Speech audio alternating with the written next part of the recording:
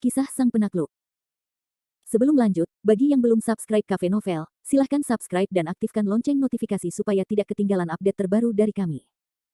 Jangan lupa juga tinggalkan like, komen dan share video ke medsos yang sahabat punya. Oke lanjut. Bab tahun 1428 sampai tahun 1430. Taiyin adalah salah satu dari 12 jenis dewa di Jepang. Meskipun dikatakan bahwa rubah putih besar ini tidak dapat dibandingkan dengan monster oriental yang telah berlatih selama ribuan tahun, Taiyin, sebagai monster paling dekat di Jepang, masih memiliki dua kuas. Bagaimanapun, Abe Konosuke dan 12 dewa tipenya tidak membanggakannya. Pada saat itu, orang-orang ini tak terkalahkan di Jepang. Dalam menghadapi monster seperti Taiyin, Li Xuan agak terlalu tergesa-gesa. Meskipun prestasi Li Xuanji tidak lemah, ada cacat alami ketika manusia menghadapi monster, yaitu kelemahan dalam kecepatan dan kekuatan. Bagaimanapun, tidak semua manusia bisa seabnormal Kevin Ye. Saat ini, Li Xuan bergegas ke Taiyin dengan kultivasinya sendiri, yang jelas merupakan langkah yang tidak bijaksana. Xuanzu, hati-hati. Li Ziqiong di satu sisi juga ketakutan saat ini. Meskipun dikatakan bahwa sebagai pemimpin keluarga Li, yang merupakan pemimpin dari 8 keluarga, Li Ziqiong telah mendengar tentang Pulau Iblis Emas dan beberapa legenda tentang Iblis Timur, tetapi Li Ziqiong belum pernah benar-benar melihat monster, terutama yang diimpor seperti Taiyin. Jadi Li Ziqiong tidak memiliki kepercayaan diri di hatinya saat ini. Tetapi pada saat yang sama, Li Ziqiong tiba-tiba menemukan sesuatu yang salah dengan tubuhnya. Setelah berteriak, Li Ziqiong memukul di tempat dan tidak bisa bergerak lagi. Dia bahkan tidak bisa mengeluarkan suara. Matanya berputar dengan tergesa-gesa. Li Ziqiong tidak tahu apa yang salah dengannya. Pada saat ini, dia merasa bahwa tubuhnya bukan lagi miliknya sendiri. Waktu masih. Li Xuanji akhirnya memberikan jawaban atas keraguan Li Ziqiong.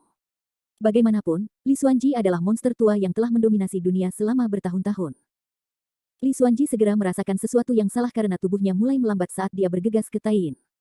Bagaimana itu bisa terjadi? Li Xuan masih di udara. Ekspresi dan tindakannya lucu. Dan sekarang Taiyin tersenyum sinis, sudut mulutnya mengeluarkan senyum haus darah, kecil benar-benar kecil. Setelah itu, Taiyin menunjuk Li Xuanji dengan cakarnya dan berkata, manusia, dengan kekuatanmu yang lemah, juga ingin bertarung denganku. Kau hanya orang bodoh. Saat dia berbicara, cakar tajam Taiyin langsung menuju ke keheningan Li Xuan. Cakar yang mengerikan itu memiliki kekuatan yang tak terbatas. Jika Anda mengambil gambar Li Xuanji, bahkan jika dia memiliki kultivasi Tianyuan, saya khawatir tubuhnya tidak akan tertahankan. Namun, Li Xuanji takut dengan keringat dingin Taiyin. Namun, leluhur keluarga Li tidak bercanda tentang keadaan setengah langkah Tianyuan. Pada saat lampu listrik dan batu api menyala, Li Xuanji memaksa dirinya untuk berlari dengan ki asli, dan kemudian berteriak padanya di udara, buka untukku. Dalam sekejap, seluruh tubuh Li Xuan mulai mekar dengan ki yang kuat. Kemudian, Li Xuanji dengan paksa melepaskan diri dari belenggu waktu Taiyin, dan seluruh orang merangkak untuk melarikan diri dari jangkauan serangan Taiyin. Meskipun ia dipaksa untuk melepaskan belenggu, gerakan Li Xuanji masih sangat lambat. Tampaknya tubuhnya masih terpengaruh oleh waktu statis. Cakar besar Taiyin menghantam tanah, membuat suara menderu. Bahkan tanah keluarga Li tertusuk dengan lubang besar. Melihat Li Xuan lolos di bawah matanya sendiri, Taiyin sangat marah. Raunglah, manusia kecil, apakah kau cukup kuat untuk menghancurkan keheningan waktu orang dewasaku? Tapi kalau begitu kau tidak seberuntung itu. Saat dia berbicara, Taiyin membuka mulutnya lagi, dan seberkas cahaya yang kuat melesat keluar dari mulut Taiyin. Ini, apa ini? Li Xuanji, yang belum pernah berhadapan dengan monster, juga sedikit bingung, karena perasaan Taiyin terlalu kuat untuk dia atasi. Saat ini, Li Xuanji mencari dalam benaknya apa yang telah dia pelajari sepanjang hidupnya. Dia tidak memikirkan cara apapun untuk menghadapi monster di depannya. Jelas, Li Xuanji benar-benar kalah di babak pertama. Dan pemandangan ini, bersembunyi di kegelapan Kevin Ye melihat dengan sangat jelas. Saat ini, Kevin Ye menatap kesunyian Li Xuan, yang hanya bisa bersembunyi di mana-mana. Dia mendesah tak berdaya, menyedihkan sekali. Setengah langkah Tianyuan adalah setengah langkah Tianyuan, tetapi seni bela diri dan biksu masih berbeda. Keluarga Li, seorang prajurit murni, masih tidak berdaya menghadapi rubah. Kata-kata Kevin Ye mengungkapkan sakit hati banyak prajurit dan alasan sebenarnya mengapa 10 keluarga emas ibu kota kekaisaran tunduk pada gerbang surga yang tersembunyi. Memang benar bahwa prajurit di timur lebih baik daripada orang normal, tetapi prajurit dengan level yang sama dan para biksu pasti menderita. Tentu saja, praktik seni bela diri dan Taoisme yang tidak normal tidak dapat dimasukkan ke dalamnya. Saat ini, pemandangan keluarga Li sangat lucu. Seekor rubah putih besar berlarian di halaman keluarga Li, dan mulutnya juga memancarkan sinar cahaya yang sangat kuat dari waktu ke waktu. Sebagai pemimpin dari 8 keluarga di selatan Sungai Yangtze, keluarga Li tidak memiliki kekuatan tersembunyi. Baik itu Li Ziqiong atau Li Xuanji, atau pengawal Tianyu keluarga Li, tidak ada cara untuk menghadapi rubah putih ini. Apa yang harus dilakukan? Apa yang harus dilakukan? Apa yang harus dilakukan pada akhirnya? Jika kita terus seperti ini, keluarga Li di Huyang akan hancur. Saat ini, Li Xuanji sangat cemas, dan otaknya terus berputar, tetapi dia masih tidak dapat memikirkan cara yang baik untuk melawan monster di depannya. Sementara Tain mengejar Li Xuanji, dia berkata sambil tersenyum, "Manusia, aku menyarankan kalian untuk menyerah. Kalian tidak dapat melarikan diri dari tangan tuanku." Saat dia berbicara, cakar Tain terus berdetak, seolah-olah membuka semacam mantra kuno. Raungan. Dengan gemuruh beberapa upacara peringatan, langit di atas keluarga Li telah berubah menjadi merah darah. Kekuatan mengerikan mulai berputar dan menyelimuti seluruh keluarga Li di Huyang. Terompet kematian tampaknya telah dibunyikan. Ini. Abe Tianhai, yang berdiri di satu sisi, tercengang oleh pemandangan itu. Dia tidak bisa berkata apa-apa setelah setengah suara. Larangan ganda ruang dan waktu. Rubah kecil ini punya beberapa keterampilan. Kevin Ye menatap langit berdarah dan tertawa. Mengaum dan mengaum, "Matilah, kalian orang timur kecil, matilah untukku, kutukan terlarang ruang dan waktu, hujan darah datang." Untuk sementara waktu, hujan darah mulai turun perlahan, dan tetesan air hujan menembus tanah keluarga Li, yang akan membentuk jejak besar yang tak terhapuskan. Tianyu Weili mulai melolong dengan kesedihan, kejahatan dan rasa sakit yang tak terkatakan. Melihat pemandangan ini, Li Xuanzu dari keluarga Li, tercengang. Dia menatap monster besar itu dan berkata, "Sialan monster itu, bahkan jika aku mati hari ini, aku tidak bisa membiarkanmu menghancurkan keluarga Liku." Dengan itu, Li Xuan terdiam, dan aliran udara yang menakutkan berkumpul di sekelilingnya. Melihat pemandangan ini, Li Ziqiong berteriak, "Xuanzu, jangan." Bab 1429. Tain, salah satu dari 12 jenis dewa dari Jepang, mungkin bukan hal yang besar di hadapan Kevin Ye, tetapi bagi Li Xuanji, itu adalah monster besar dan tulang yang keras untuk dikunyah. Secara khusus, meskipun Tain tidak berubah menjadi bentuk, ia memiliki dua kekuatan waktu dan ruang yang kuat. Setelah digunakan, masih sangat merepotkan untuk menghadapinya.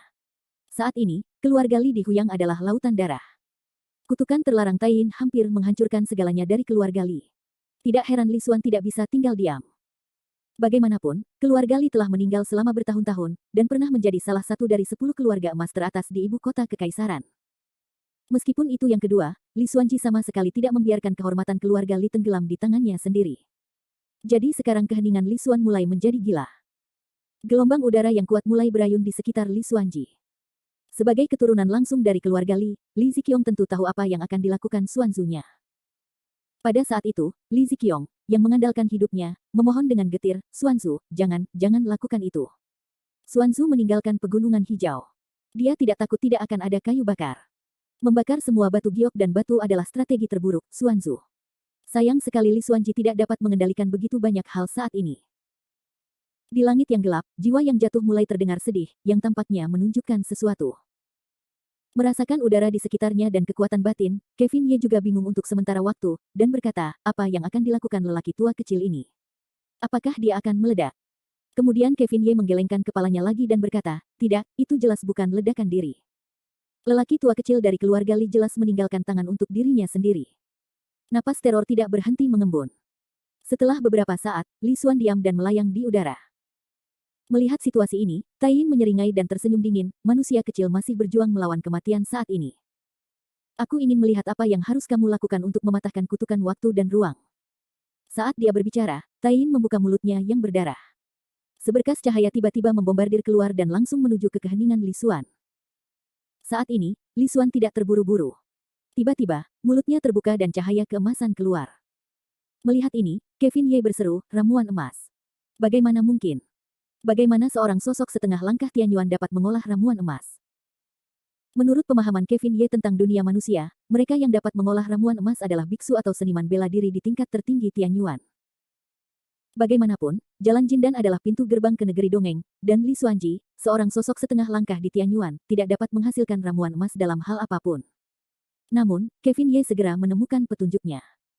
Ramuan emas yang keluar dari mulut Li Xuan yang tenang jelas memiliki bau orang lain, yang tidak sama dengan kekuatan batin Li Xuan. Ramuan emas ini milik orang lain, bukan milik Li Xuanji. Kevin Ye tiba-tiba tercerahkan. Namun, meski begitu, Kevin Ye juga terkejut.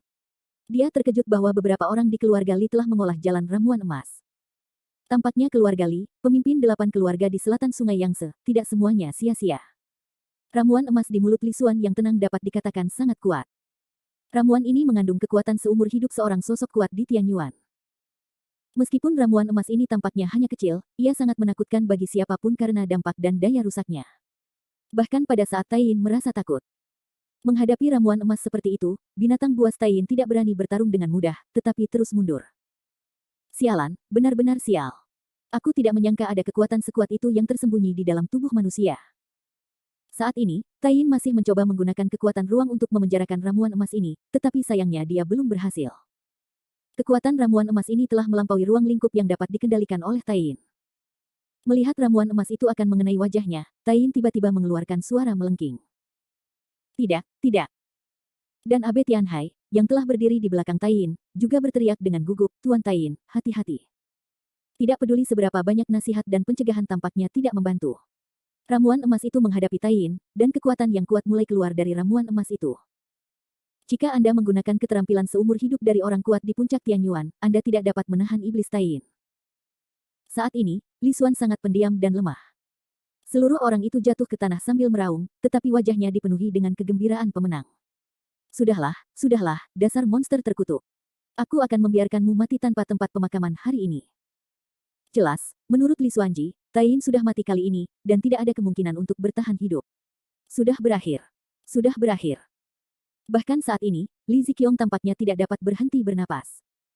Meskipun Li Ziqiong sangat menderita karena ramuan emas yang kuat, situasinya telah berkembang ke titik seperti itu, dan Li Ziqiong tidak memiliki cara untuk kembali. Namun, ketika keluarga Li dan cucu-cucunya melihat harapan, dan Abe Tianhai serta Bei Mingwell merasa putus asa, perubahan pun terjadi. Ramuan emas itu bergoyang di depan Tai Yin sebanyak 2 kali dan kemudian pergi secara otomatis. Tampaknya ada kekuatan yang tidak diketahui yang menarik ramuan emas itu saat ini, membuatnya berada di luar kendali Li Xuanji. Bagaimana ini bisa terjadi? Bagaimana mungkin, Ayah, apakah Anda bahkan tidak ingin membantu saya? Melihat pemandangan yang begitu aneh, wajah Li Xuan ketakutan dan air mata keputusasaan mengalir di wajahnya. Saat itu, Abe Tianhai memiliki ekspresi gembira di wajahnya, dan kemudian matanya yang indah mulai melihat sekeliling, apakah itu dia? Apakah dia yang melakukannya? Abe Tianhai adalah penguasa Kaisar Jepang pada akhirnya. Dia tidak akan percaya secara naif bahwa ramuan emas yang kuat itu akan pergi tanpa alasan. Di keluarga Li Huyang, hanya orang kuat yang selama ini bersembunyi dalam kegelapan yang dapat melakukan ini. Benar saja, tepat saat Abe Tianhai merasa bersyukur dan terharu, tiba-tiba muncul wajah cantik di hadapan seluruh keluarga Li, seakan-akan telah keluar dari celah angkasa. Pemuda ini, Ye Zhengmei, bukanlah dia. Saat itu, Kevin Ye dengan lembut memegang pil emas di tangannya, dan bergumam 2 kali, tirani surga benar-benar tirani surga. Pil emas seperti itu di puncak Tianyuan sebenarnya digunakan sebagai senjata untuk melenyapkan musuh. Sungguh sia-sia. Mendengar suara Kevin Ye dan melihat wajah Kevin Ye, hati Li Xuanji dipenuhi amarah dan berkata, siapa kamu sebenarnya? Keluarga Liku dan kamu tidak memiliki dendam di masa lalu dan tidak ada kebencian dalam beberapa hari terakhir. Mengapa kamu harus membunuh keluarga Li? Kevin Ye terkekeh dan menjawab, dulu, tidak ada dendam, tetapi dalam beberapa hari terakhir tidak ada kebencian. Oh, belum tentu. Sambil berkata, mata Kevin Ye tiba-tiba menyapu ke samping Li Ziqiong, yang terkejut. Namun, Li Ziqiong, yang sangat ketakutan, kembali sadar setelah setengah suara. Dia menggigil dan berkata, itu kamu, Kevin Ye. Bab 1430. Kedatangan Kevin Ye memang memberikan dampak yang besar bagi Li Ziqiong. Li Ziqiong, pemimpin keluarga Li, tidak pernah menyangka bahwa orang kuat yang bersembunyi di balik Abe Tianhai dan Bei Mingwell adalah Kevin Ye. Lagi pula, dia tidak akan mengaitkan Kevin Ye dengan orang Jepang dalam hal apapun. Tentu saja, melihat penampilan Kevin Ye, pangeran Jepang itu juga merasa cukup terkejut. Dari Linhai hingga pegunungan Yandang, Kevin Ye dan Charlie Qin telah bertarung melawannya.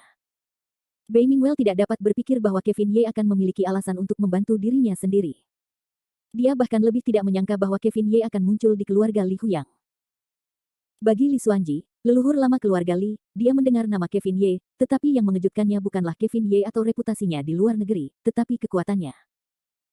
Menurut pendapat Li Xuanji, pemuda di depannya baru berusia 18 atau 9 tahun. Dia dapat dengan mudah mengendalikan ramuan emas yang ditinggalkan oleh seorang seniman bela diri top Tianyuan. Ini di luar kepercayaan Li Xuanji. Saat ini, keluarga Li Dihuyang telah menjadi reruntuhan, dan di antara reruntuhan itu, karena kemunculan Kevin Ye, semua orang di keluarga Li Dihuyang mulai merasa aneh. Dari kegembiraan Abe Tianhai, hingga keterkejutan dan kebingungan Bai Mingwell, hingga ketakutan Li Ziqiong dan keheningan serta keraguan Li Xuan, tampaknya semua emosi tiba-tiba ditampilkan di keluarga Li yang terlantar di Huyang. Setelah keheningan yang lama, bukan orang lain yang akhirnya memecah suasana aneh itu, tetapi Li Xuan, leluhur keluarga Li. Li Xuan menatap Kevin Ye dan berkata, "Nak, kamu Kevin Ye, tetua termuda keluarga Ye, ibu kota kekaisaran." Pemahaman Li Xuanji tentang Kevin Ye tampaknya tetap dalam kesannya tentang keluarga Ye, ibu kota kaisar, dan gelar tetua termuda di Neimen. Bagi Kevin Ye, hal-hal yang dikatakan Li Xuanji ini tidak relevan. Dengan senyum lembut, Kevin Ye mengangguk dan berkata, "Ya, benar." Mengenai sikap Kevin Ye, Li Xuanji bersenandung dingin, "Wah, aku tidak peduli dengan hubunganmu dengan keluarga Ye, tetapi bagaimanapun juga, ini adalah Jiangnan, yang merupakan wilayah keluarga Li Dihuyang. Jika kamu bijaksana, kembalikan ramuan emas itu kepadaku dan pergi dari sini. Jika tidak, jangan salahkan aku karena tidak memberikan wajah kepada Kie si tua itu." Haha. Atas ancaman Li Xuanji, Kevin Ye hanya tertawa. Sudah lama aku tidak mendengar hal bodoh seperti itu. Saat dia mengatakan ini, Kevin Ye mengulurkan tangannya dan mengubah telapak tangannya yang besar menjadi cetakan telapak tangan emas dan memukul Li Xuanji. Gerakan tangan Kevin Ye yang tampak biasa saja membuat semua orang yang hadir merasa takut, terutama kebisuan Li Xuan. Li Xuanji juga merupakan ahli setengah langkah Tianyuan. Dia tidak dapat memahami kekuatan tangan Kevin Ye. Momentum yang mengerikan dan kuat telah mencapai puncak Tianyuan, bahkan lebih mengerikan daripada puncak Tianyuan. Kekuatan sihir Buddha, jejak tangan Vajra yang agung. Di depan semua orang, Li Xuanji hampir tidak berteriak. Li Xuanji awalnya ingin melawan, tetapi merasakan tekanan kuat dari atas ke bawah, Li Xuanji tidak punya cara. Bahkan melihat pemandangan laut utara, aku merasa seperti kedinginan. Abe Tianhai dan Bai Mingwell telah bergandengan tangan dengan Kevin Ye. Di mata mereka, Kevin Ye tampaknya selalu begitu ringan hati. Dia dapat membunuh semua makhluk hidup dengan tangannya. Mereka tidak pernah dapat melihat betapa mengerikannya kultivasi Kevin Ye. Pada saat ini, bahkan monster Jepang yang ganas Taiyin berdiri di samping dengan patuh. Suasana tidak berani memberi napas. Bagaimanapun juga, perasaan disegel lagi, Taiyin tidak ingin mencoba lagi. Untungnya, Kevin Ye tidak punya ide untuk membunuh Li Xuanji. Itu hanya demonstrasi. Di bawah tekanan Kevin Ye, Li Xuanji bahkan tidak bisa mengangkat kepalanya. Tak lama kemudian, dia berbaring di tanah sambil terengah-engah seperti bajingan. Kevin Ye memegang ramuan emas di satu tangan, lalu berjalan ke Li Xuanji dan Li Ziqiong. Saat ini, Li Ziqiong telah merasakan ancaman kematian. Meskipun usianya 70-80 tahun, dia masih menggigil di depan pemuda ini. Tampaknya ini bukan tentang usia, ini hanya tentang kekuatan. Bagaimana, orang tua kecil? Apakah kamu ingin mencoba metodeku lagi? Kevin Ye berkata kepada Li Xuanji dengan senyum mengejek. Saat ini, Li Xuan masih dalam hatinya dan terlihat menyeramkan. Meskipun dia berbaring di tanah, dia masih menatap Kevin Ye dengan kejam. Tatapan itu sangat suram, sepertinya ingin menelanjangi Jenderal Kevin Ye yang kram. Sebaliknya, wajah Kevin Ye santai. Matanya mengabaikan keheningan Li Xuan, tetapi jatuh pada Li Ziqiong. "Tuan Li, meskipun ini pertama kalinya kita bertemu, sudah lama sekali. Anda telah berulang kali mengirim orang ke kota langit saya untuk membunuh. Bagaimana kita harus menghitung akun ini hari ini?" Menghadapi pernyataan Kevin Ye yang meremehkan, Li Ziqiong tidak berani menganggapnya enteng. Tatapan mata Kevin Ye sudah mencapai ekstrim, karena dia tidak tahu apa yang ingin dilakukan pemuda yang mengerikan itu. Ini, itu. Setelah tergagap beberapa saat, Li Ziqiong tidak berani mengatakan sepatah kata pun. Dia takut jika dia tidak mengatakan sesuatu yang salah, dia akan dibunuh dan dibunuh. Melihat Li Ziqiong yang tampak gagap, Kevin Ye masih tersenyum dan berkata, "Tuan Li, jangan gugup, jangan gugup. Jika aku ingin membunuhmu, aku pasti sudah melakukannya. Aku tidak akan menunggu sampai hari ini. Aku di sini hari ini terutama untuk dua hal." "Dua hal apa?" Li Ziqiong tidak berani berkata banyak, jadi dia hanya bisa mengikuti kata-kata Kevin Ye. Kevin Ye tersenyum dan memunggungi Li Ziqiong dan berkata, "Pertama, ini adalah bisnis keluarga Ye di selatan Sungai Yangtze. Tuan Li juga harus tahu bahwa keluarga Ye telah menyerahkan keluarga Ye kepadaku. Setelah tahun baru, aku akan menjadi kepala eksekutif keluarga Ye di Jiangnan. Oleh karena itu, aku berharap Tuan Li dapat bekerja sama sepenuhnya denganku dalam urusan keluarga Ye di Jiangnan." Kata-kata Kevin Ye masih sangat meremehkan. Namun, dua kata itu di telinga Li Ziqiong bermakna. "Kamu, bagaimana kamu ingin aku bekerja sama?" Li Ziqiong bertanya dengan takut-takut. Kevin Ye tertawa dan berkata, Keluarga Ye di selatan Sungai Yangtze pada awalnya adalah milik keluarga Ye, jadi saya harap setelah saya mengambil alih keluarga Ye di selatan Sungai Yangtze, orang-orang yang tidak penting itu tidak akan muncul lagi, termasuk Anda, pemimpin keluarga Li. Setelah itu, Kevin Ye menoleh dan menatap Li Ziqiong dengan serius dan berkata, apakah Tuan Li mengerti apa yang saya maksud? Jelas, Kevin Ye siap untuk menata ekonomi Jiangnan terlebih dahulu. Oleh karena itu, ia meminta semua pemegang saham keluarga Ye di Jiangnan untuk pergi tanpa syarat. Keluarga Li di Huyang adalah mitra yang paling kuat dan memiliki saham terbanyak di keluarga Ye Jiangnan. Mendengar permintaan Kevin Ye, Li Ziqiong benci giginya gatal, tetapi ia tidak berani menyerang. Ia hanya bisa menatap Kevin Ye dengan dingin dan berkata, apakah kau ingin memanfaatkan api?